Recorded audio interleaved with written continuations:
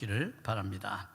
오늘 여러분과 함께 나누게 될 말씀, 어느덧 이제 로마서도 우리가 많이 진도가 나가서 이제 결론을 향해서 가고 있는 중에 있습니다. 오늘은 분별의 복음이라고 하는 말씀으로 함께 은혜를 나누려고 합니다. 복음에는 우리로 하여금 분별력을 갖게 하는 그러한 가치가 담겨져 있습니다. 그러니까 우리가 복음을 받아들이고 분별을 못한다면 그것은 우리가 복음을 받은 자라고 말하기가 어렵겠죠. 그래서 우리는 이 말씀에 대해서 오늘 좀 잘 이해하고 여러분들이 들었으면 좋겠고요. 또 하나 중요한 사실은 뭐냐 하면 그동안 이제 바울이 이론적으로 어떻게 우리가 구원을 받게 되었는지, 이방인이 어떻게 복음을 듣게 되었는지, 아직 유대인들은 왜 구원에 이르지 못했는지, 이런 것을 이론적으로 설명했다면 이제 오늘 본문 12장 말씀부터 시작해서 실천에 관한 이야기를 합니다. 그러면 복음을 받은 우리는 우리의 삶 가운데서, 우리의 일상의 삶에서 어떻게 이 복음을 적용하고 증명하며 살아갈 수 있는지, 여러분, 그러니까 굉장히 중요하죠. 실천 신학에 있어서는 그것이 목회에서 굉장히 중요하게 적용점을 갖는 것처럼 그냥 이론적으로 연구실이나 사무실에서 하는 것이 아니라 삶에서 직접 그것을 적용함으로써 가치를 찾아내는 일, 그게 바로 우리 성도들이 해야 될 일이라는 거예요. 이 일에 대해서 오늘 본문이 말하고 있다는 것을 우리는 기억해야 합니다. 그러므로 바울은 참 말씀의 이 중심이 잘 흘러가서 우리 일상생활까지 전부 터치하는 말씀으로 이루어져 있다고 하는 것을 알 수가 있습니다. 그렇습니다. 이스라엘과 이방인에 대한 하나님의 구원의 계획, 거부할 수 없고 부정할 수 없는 하나님의 약속에 대해서 사도 바울은 고통받는 양심이 있었어요. 양심이. 이것은 누구도 거부할 수가 없는 거예요. 그것을 왜곡하거나 변질시킬 수도 없어요. 그런 의미에서 하나님의 주권과 인간의 책임이라고 하는 것은 우리가 이 세상에 살아가면서 구원을 이루고자 하는 사람에게는 중요한 협업과 같은 일이다. 하나님의 주권에 우리가 어떻게 응답할 것인가, 우리가 어떤 책임을 다할 것인가 라고 하는 것은 굉장히 중요하다고 말할 수 있겠지요. 이제 오늘은 우리는 이제 후자에 관한 인간의 책임이라고 하는, 그리고 의의 실천이라고 하는 측면에서 본문의 말씀을 좀 더 자세하게 우리가 알아볼 필요가 있습니다. 이 중에서 특별히 성도의 실생활과 관련해서 가장 중요한 게 뭐겠습니까? 우리가 성도라 그러면 세상 사람과 아주 다른 게 뚜렷한 게 하나 있어요. 그건 바로 예배라는 거예요. 예배. 세상 사람들은 예배 모르거든요. 그러나 우리는 예배가 얼마나 소중한지를 알잖아요. 그런데 바울은 이것을 단지 의식적인 예배, 형식적인 예배로 끝내는 것이 아니라 그것이 살아있는 예배, 영적인 예배로 어떻게 이끌어갈 것인가 라고 하는 것을 설명하면서 우리의 삶에서 예배가 얼마나 중요한지를 설명합니다. 그리고 그리스도인 공동체인 교회 생활에 대해서도 설명을 하죠. 예배자들이 모인 곳이 그리스도 공동체 아닙니까? 예배를 드리기 위해 우리는 여기 모였어요. 그러면 우리가 모인 것을 교회라고 말을 합니다. 그러면 교회라고 하는 것은 어떤 원리가 작동되어지는가? 그냥 무턱대고 건물만 세우고 예배 드리면 그게 교회인가? 라고 하는 측면에서 우리가 새로운 지식을 알아야 된다는 거예요. 왜냐하면 교회는 원리가 있습니다. 이걸 신학에서는 교회론이라고 말합니다. 교회론이 분명히 중요하고 바울은 이것에 대해서 오늘 매우 독특한 방법으로 설명을 해주기를 원하고 있는 것이죠.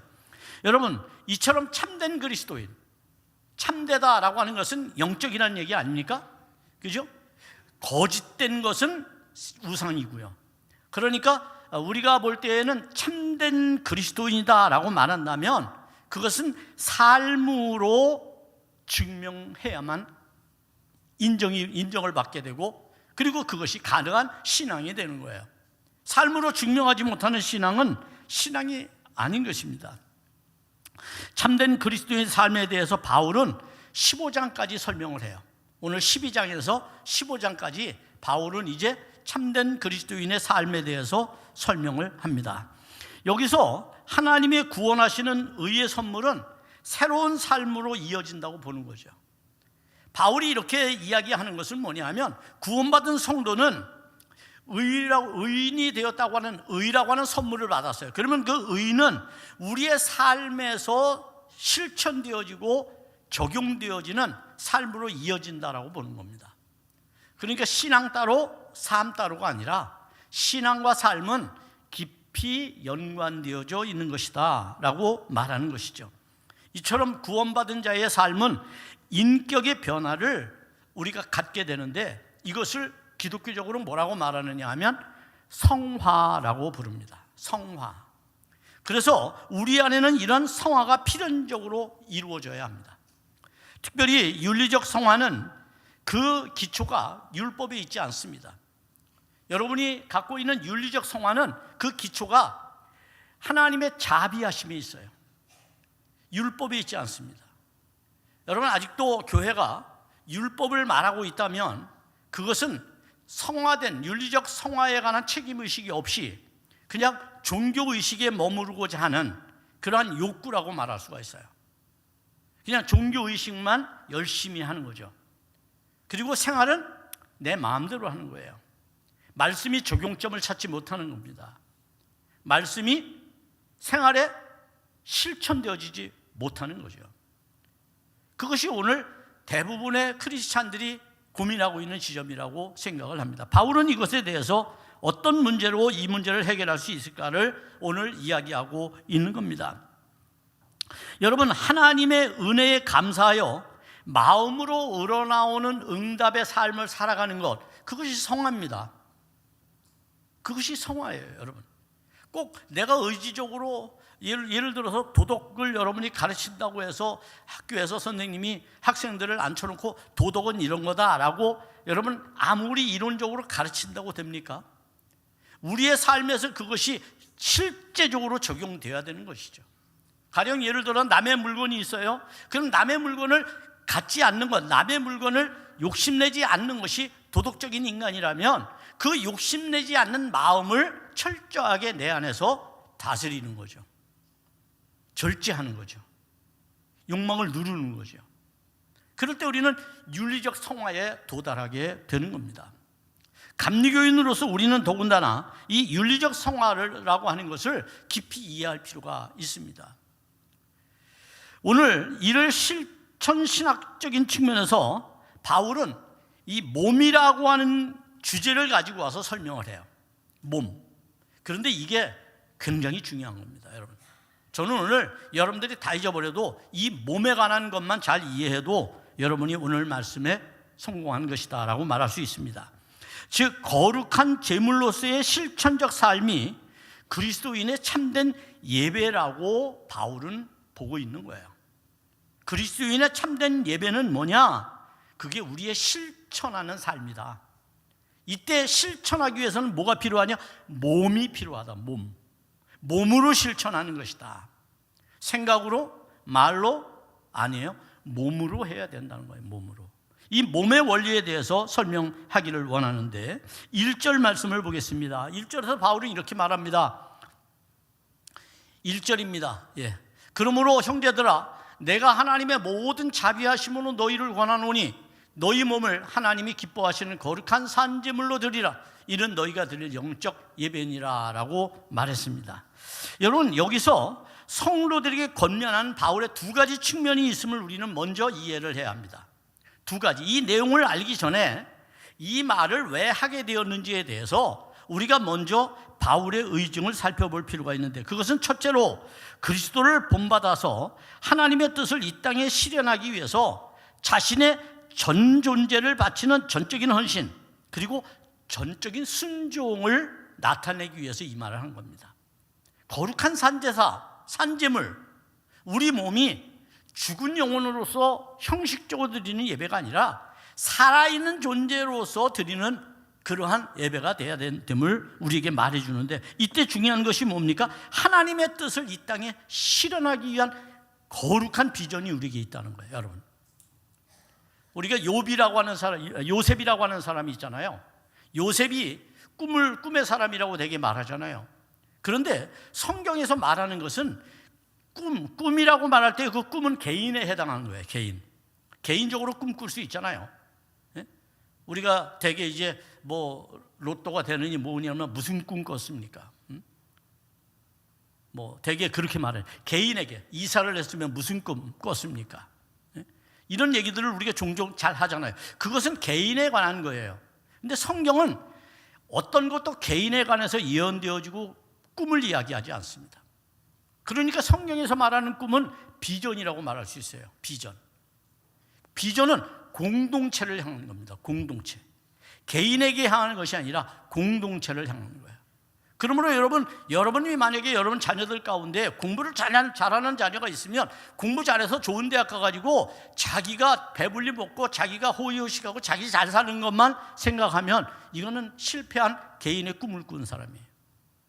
크리스찬은 비전을 꿈꾸는 사람. 비전은 뭡니까? 내가 공부 잘해서 유능한 사람이 되어서 이 세상에 선한 영향력을 미치고 가난한 자를 돕고 불쌍한 자를 일으켜 세우고 공동체를 활력 있게 만드는 그런 은혜가 있어야죠.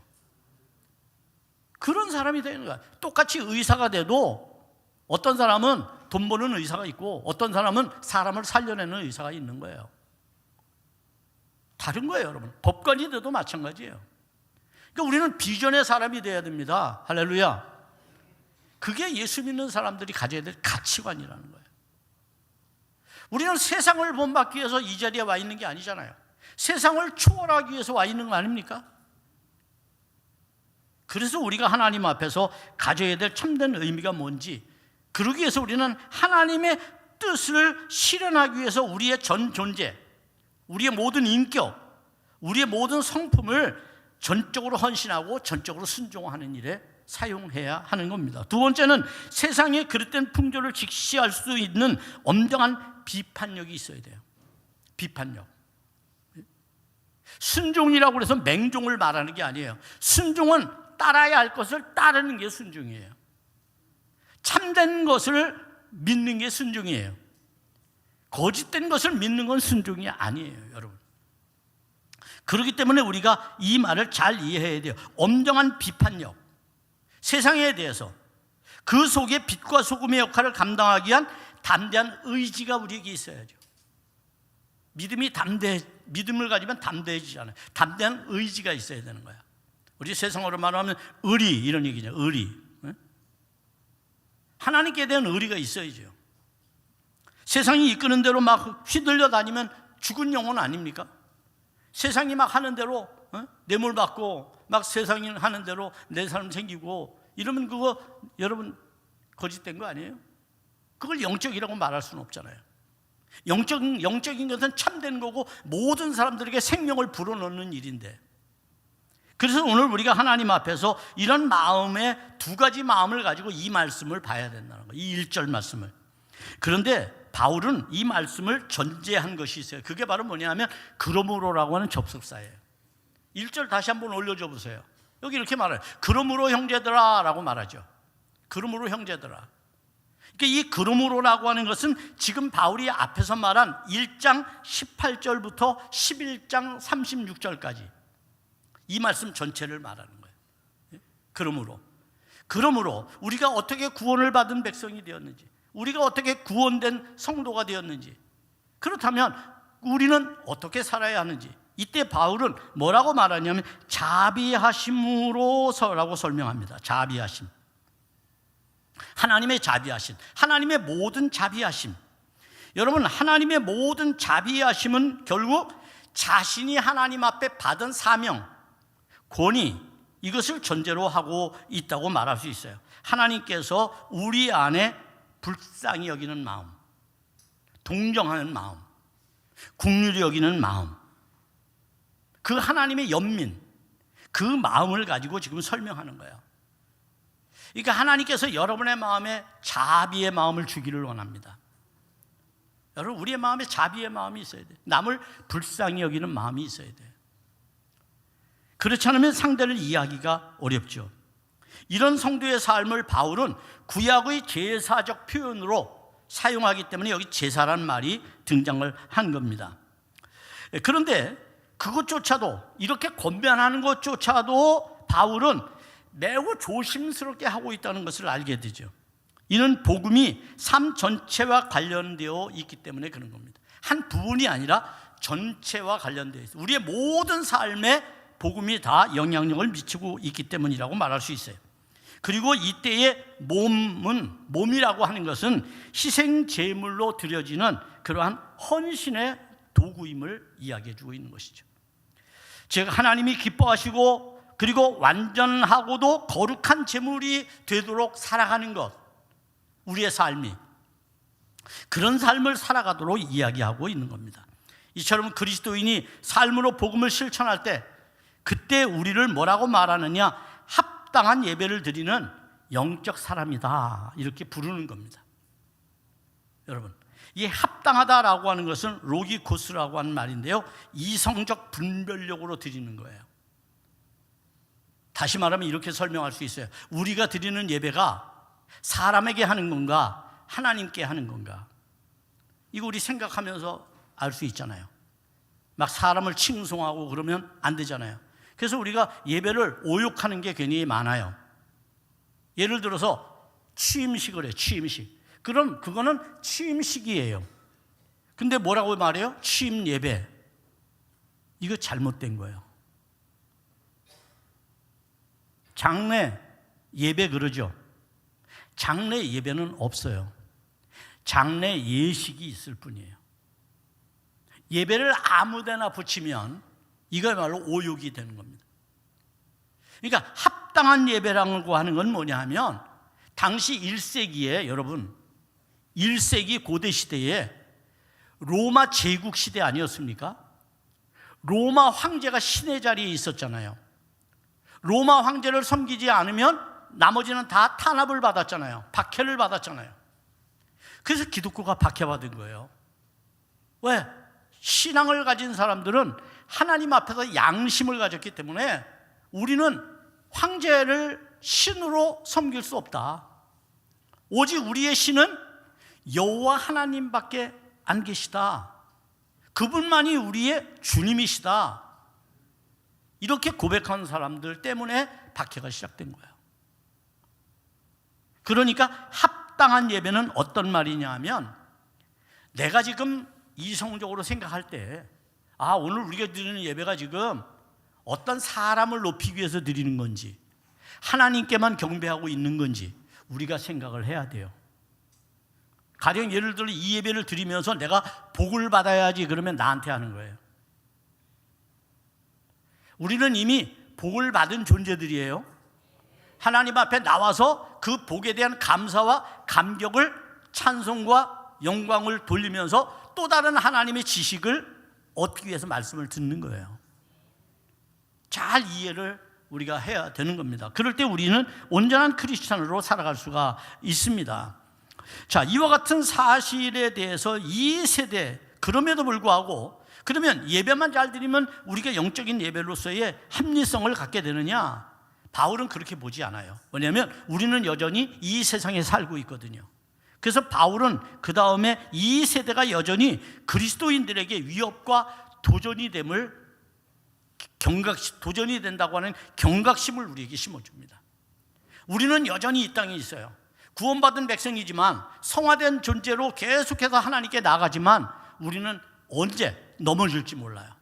언제 시험에 들지 몰라요. 그런 연약한 존재라는 거예요. 그런 우리를 위해서 바울이 2절에서 이렇게 말씀하고 있는 겁니다. 너희는 이 세대를 본받지 말고 오직 마음을 새롭게 함으로 변화를 받아 하나님의 선하시고 기뻐하시고 온전하신 뜻이 무엇인지 분별하도록 하라라고 말하는 거예요. 분별의 영을 가지라는 거예요. 분별의 영, 여러분. 분별의 영. 분별의 영만 가지고 있어도 이단에 안 빠지는 거예요. 여기 보세요, 여러분. 얼마나 중요한 말씀이 여기 있습니까? 복음이라고 하는 것은 어떤 거냐? 분별의 영을 우리에게 갖게 한다는 거예요. 복음이라는 게. 그래서 바울은 호소하는 겁니다. 권하노니라고 호소를 하고 있는 거죠. 1절에서. 여러분, 이 세대를 본받지 않기 위해서 마음을 새롭게 하고 변화를 받아야 한다는 거예요. 이 세대를 본받지 않기 위해서 마음을 새롭게 하는 것이 우선이죠. 마음을 새롭게 하지 않으면 변화가 불가능하니까. 우리 옛말에 그런 말 있잖아요. 마음 먹게 달렸다. 마음을 바르게 먹어야 되는 거예요. 마음을, 여러분, 마음이 정직해야 되는 거예요. 하나님 앞에서. 그래서 우리가 마음 먹게 달린 존재들인 것이죠. 자, 이때 우리가 악한 세대의 압력에 저항하여 경건함을 지켜내는 것, 그것이 바로 믿음의 행위라는 거예요. 악한 세대 속에서 그들의 압력이 크잖아요. 예? 오늘도 뭐 교회 가려고 그러면, 야, 왜 가냐? 다음 주에 가면 안 되냐? 다음 주에는 안 오냐? 이러면서 미혹하잖아요, 여러분. 예? 안 믿는 남편들이 그러잖아요. 그럴 때 그 저항을 여러분들이 압력을 어떻게 봐요? 저항이에요, 저항. 프로테스탄트라는 게 저항이란 말이에요. 프로테스탄트, 개신교란 말 자체가. 그러니까 우리가 이러한 저항으로 경건함을 지켜내는 거죠. 그러기 위해서 마음을 새롭게 하지 않으면 변화는 불가능하다. 따라서 그들은 하나님의 뜻을 분별할 수가 없게 되는 겁니다. 여러분, 이게 참 중요한데요. 1장 28절 보겠습니다. 여기 이런 말씀이 있습니다. 또한 그들이 마음에 하나님 두기를 싫어하며 하나님께서 그들을 그 상실한 마음대로 내버려 두사 합당하지 못한 일을 하게 하셨으니. 이 무슨 얘기예요? 참 여러분, 이게 귀한 얘기 아닙니까? 사람들이 왜 합당한 일을 못할까요? 왜 자꾸만 악의 범죄에 노출될까요? 이유는 하나님 그 마음에 두기를 싫어해서 그렇다는 거예요. 왜? 마음을 바로 먹으면 못하잖아요. 근데 마음에 누가 계셔요? 하나님이 계시잖아요. 그러니까 하나님 떼어버리고 다니기 위해서 마음을 치워버리는 거예요. 마음을. 그런데 여기 뭐라고 돼 있어요?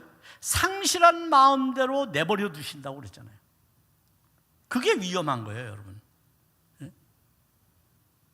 그들이 잘 사는 것 같지만 잘 사는 게 아니에요. 행복한 게 아니에요. 참 중요한 말씀이에요, 여러분.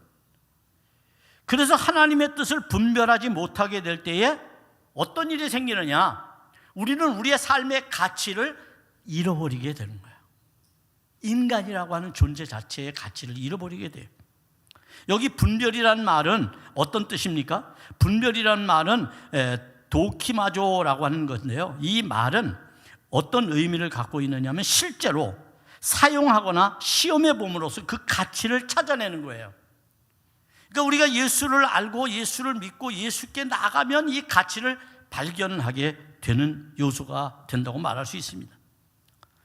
이제 바울은 이와 같은 그런 권면 이후에 실제적으로 우리가 그러면 공동체에서 어떻게 살아야 되는지, 어떻게 살면 교회 생활을 잘할 수 있는지, 내 신앙을 더 극대화시켜 나갈 수 있는지에 대해서 설명을 합니다. 곧 하나님은 그의 자녀 각 사람에게 서로 다른 믿음의 분량을 허락했다는 거예요. 믿음의 분량. 믿음이 다 달라요. 연약한 믿음이 있고 강한 믿음이 있고, 아주 큰 믿음이 있다고 그랬잖아요. 큰 믿음, 정말 경외감이 느껴질 만큼의 믿음. 그런 사람들이 있습니다, 여러분. 그런 믿음들이 다 다르다는 거예요. 그 믿음의 분량을 왜 허락하셨느냐? 이 믿음을 각자 현실에서 적용해서 평가하도록, 각자의 현실에서, 여러분의 삶에서 이 믿음을 적용해서 평가받도록 그렇게 하신다는 거예요. 3절입니다. 3절에 이렇게 말씀해요. 내게 주신 은혜로 말미암아 너희 각 사람에게 말하노니 마땅히 생각할 그 이상의 생각을 품지 말고 오직 하나님께서 각 사람에게 나누어 주신 믿음의 분량대로 지혜롭게 생각해라. 무슨 말입니까? 이 말은 이런 말이죠, 여러분. 이게 바울이 지금 여기서 은혜로 말미암아라고 하는 것은 하나님께서 사도직을 바울에게 줬잖아요. 그러니까 바울은 지금 사도의 권위를 가지고 지금 이 말을 하고 있는데, 이때 필요한 것이 뭡니까? 이때 필요한 것이 어떻게 생각하느냐라고 하는 거예요. 즉 다시 말하면 믿음을 가진 우리지만 분량대로 주었으니 그 믿음의 분량대로 생각하라. 너무 자신의 능력을, 소명을 과대평가하거나 아니면 그것을 자신이 지나치게 자신을 높이는 일에 사용하거나 권위를, 아니면 너무 자기를 비하해서 자기가 받은 위치가 있고 믿음이 있음에도 불구하고 그것을 끝도 없이 자기를 비하해서 겸손으로 위장하는 것, 이런 일에 대해서 우리가 다시 한번 생각을 해야 된다 그래요. 바울은 어떤 사람은 핑계대기 위해서 육신은 원의로 돼, 마음은 원의로 돼, 육신이 약해서 육신은 원의로 돼가 아니군요. 그렇게 핑계를 얼마나 잘 댑니까? 할 수 있는데도 안 해요. 또 할 수 없는데도 할 수 있을 것처럼 과대 포장을 해요. 그러니까 이런 관계 속에서 거짓이 그리고 속임수가 나타나게 되는 거예요. 하나님 앞에 진실하라고 하는 것은 하나님께서 우리에게 주신 믿음, 그 분량대로 우리가 살아야 됨을 말해주는 거예요. 믿음의 분량은 하나님께 대한 인간의 신뢰를 의미하는 겁니다. 하나님께 대한 나의 신뢰, 내가 지금 하나님을 얼마나 의지하고 있는지, 그 신뢰 정도는 은사의 분량과 같습니다. 하나님은 이것을 증명하도록 여러분에게 뭘 주셨느냐? 은사를 주셨어요. 은사. 여러분의 믿음의 분량을 적용하도록, 증명하도록 하나님이 주신 것은 은사라는 것을 기억하시기 바랍니다. 따라서 분별에 대한 지혜가 우리에게 필요한 거죠. 즉 겸손과 자제의 의미를 내포한 과분한 것을 절제하는 적절성, 그게 우리에게 필요하다는 거예요. 내가 믿음이 아무리 커도 적절성을 잃어버리게 되면 교만이 되는 거예요. 교만. 그러니까 나의 믿음에 대한 적절성, 여러분들이 잘 따질 필요가 있대. 이때 필요한 게 뭐냐? 그게 분별의 영이다, 이렇게 말할 수가 있습니다. 우리가 교만을 경계하고 겸손함으로 상호 협력하는 삶을 살기를 원하는 게 바울의 권면의 말입니다. 이를 교회 공동체에 적용하기 위해서 바울은 다양성, 교회의 다양성과 통일성에 대해서 이제 말합니다. 4절 5절의 말씀입니다. 굉장히 중요한 말씀입니다. 우리가 한 몸에 많은 지체를 가졌으나 모든 지체가 같은 기능을 가진 것은 아니니 이와 같이 우리 많은 사람이 그리스도 안에서 한 몸이 되어 서로 지체가 되었느니라. 아멘. 여러분, 우리가 그리스도 안에서 다양성이 있고 통일성이 있다고 하는 것을 우리가 먼저 이해할 필요가 있습니다. 여기서 우리의 신앙은 소위 자기 개념으로서의 고립, 나는 내 혼자 잘할 거야, 내 혼자 기도 열심히 할 거야, 내 혼자 경건하게 살 거야 라고 말하는 것은 옳지 않다는 거야. 바울의 말은 그것이 증명되려면 공동체 안에서, 우리 교회 공동체 안에서 그것을 증명해야 된다는 거예요. 이게 참 부담스러운 얘기도 합니다, 여러분. 그러니까 우리가 그냥 예배만 드리고 다니는 그런 형태에서 좀 벗어날 필요가 있는 것이죠. 여러분의 은사가 뭔지를 좀 개발하고 찾아낼 필요가 있는 거죠. 그래서 이 다양한 은혜들이 하나의 목적을 이루는데 다양한 은사로 참여할 수 있을 때 곧 여러분들의 신앙은 합당한 일을 하는 사람이 되는 거다라고 말할 수 있어요. 그것이 바로 우리가 드릴 영적 예배라는 거예요. 한 몸의 지체에 대해서 설명합니다.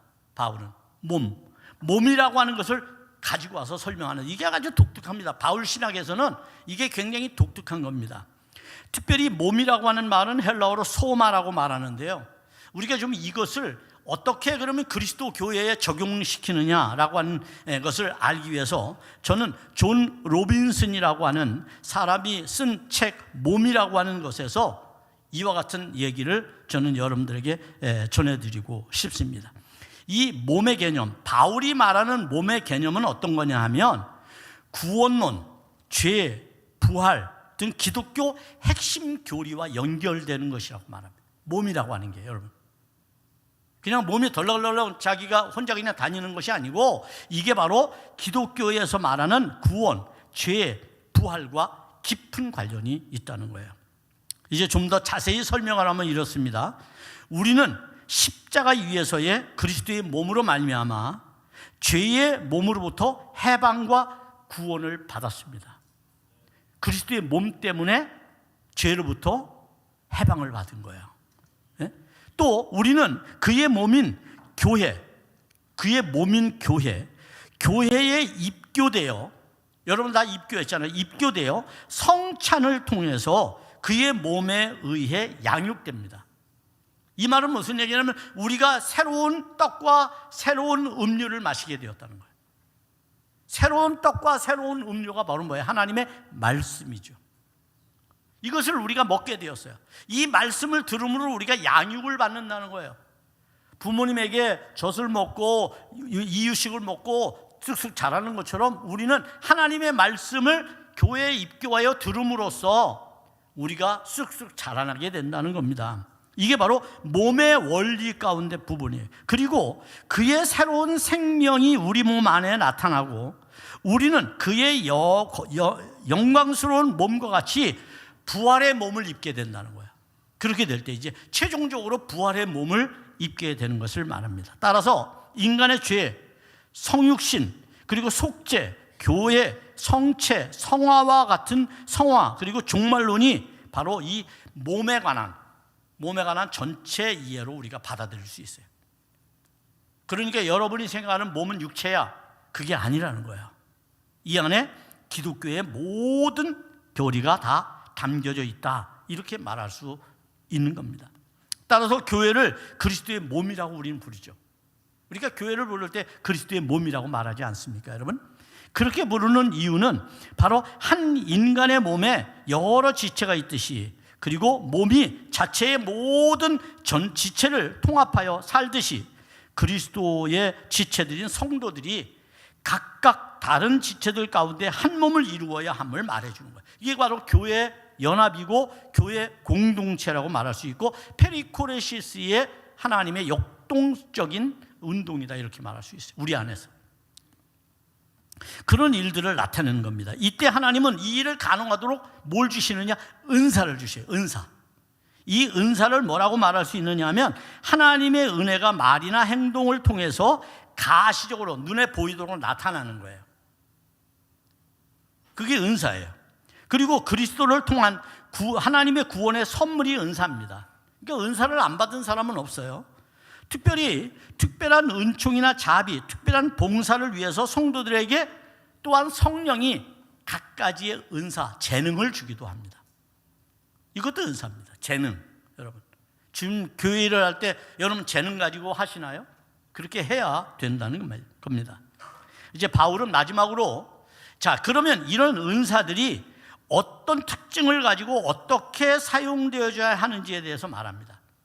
그 특징에 대해서 바울은 먼저 6절 상반절에서 이렇게 말을 하죠. 우리에게 주신 은혜대로 받은 은사가 각각 다르니, 이렇게 말합니다. 여기서 두 가지 사실을 알아야 돼요. 은혜대로 주셨다는 거예요. 은사, 돈 주고 산 게 아닙니다. 은혜, 선물로 받은 거예요. 두 번째는 무슨 뜻이냐 하면, 두 번째는 받은 은사가 다르다는 거예요. 똑같지 않아요. 달라요. 네? 이걸 알아야 돼요, 여러분. 이 두 가지를 우리가 머릿속에 두고, 그러면 우리 안에 이와 같은 은사들이 어떤 특징을 가지고 어떻게 사용되어져야 되는가. 오늘 성경 본문에 이야기하는 6절부터 8절의 내용은 여러 은사에 관한 얘기가 나옵니다만, 그런데 여러분 이렇게 이해를 해야 돼요. 우리가 1세기의 은사의 내용하고 21세기의 은사의 내용은 더 큽니다. 지금은 더 많은 일을 할 수 있어요. 그러니까 그것만이라고 한정지어서 생각할 수는 없겠죠. 다만 여기에 중요한 세 가지 가치가 있습니다. 세 가지 가치가. 그 첫째는 어떤 가치가 있느냐 하면, 남을 재정적으로 돕는 특별한 은사를 가진 이들은 결코 인색하지 않고 관대하게 베풀어야 한다는 가치가 있어요. 이건 뭐 봉사, 헌신, 구제, 여기에 다 포함되는 거죠. 그죠? 이때 중요한 것은 뭐냐면 인색하지 않고 관대하게 하는 것, 이것이 필요합니다. 두 번째는 대체로 남을 인도하는 자들은 자신을 아무에게도 책임 추궁받지 않음으로 게으르지 않도록 조심해야 돼. 자기는 못하면서 남에게 강요하는 거, 자기는 게으름을 피우면서 남에게 일을 시키는 거, 이걸 조심해야 돼요. 가르치는 자가 항상 자신은 지적을 받지 않으니까 자기는 마음대로 하고, 그러면 안 되는 거죠. 이게 참 목회를 하면서 저도 힘든 부분이에요. 이게 힘든 부분이에요. 근데 할 수 있으면 그렇게 살아야 돼요. 그렇게 애를 써야 됩니다. 마지막으로 아파하는 이들에게 긍휼을 베푸는 이들은 지치지 않고 계속해서 기쁜 마음으로 섬겨야 된다는 겁니다. 이 세 가지 가치의 가장 중요한 게 뭡니까? 첫 번째는 인색하지 않는 관대함이죠. 두 번째는 자신이 먼저 해야 된다는 거죠. 세 번째는 지치지 않는 마음이 필요하다는 거예요.